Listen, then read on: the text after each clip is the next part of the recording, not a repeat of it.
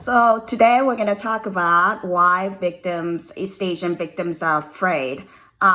This sometimes it has to do with the organized criminals that they're hired by brothel owners, but other times without the organized criminals, I think for the most part that they're afraid because of the reputational harm. What do you mean by reputational harm? Because we talk about reputational harm, but I don't think we actually conceptualize clearly. So I'm going to explain this. So the best analogy that I can say as someone who understands Western and East Asian culture is that in a sense, I think about your high school. Everybody went to high school, right? Think about your high school.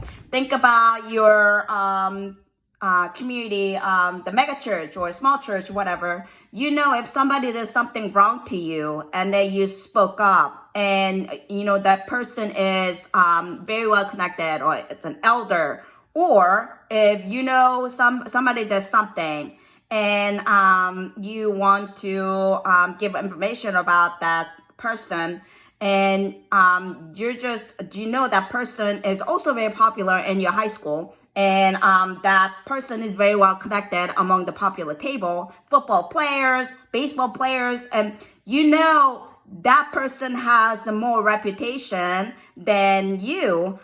So think of it that way. And then there are a lot of the traffickers, or they're all connected. So let's say the popular I don't know, baseball player in your high school team, and that person is going to convince all the other baseball players that they're also homecoming queen, homecoming king, and whatever the popular people there are. So that is a kind of reputational risk that she's dealing with, because the particular baseball player can always threaten her and say, if you spoke up against me, and even if it's not explicit threat, you know what's going to happen. That person is going to spread a word to make sure that you become bullied or you become isolated in the entire high school.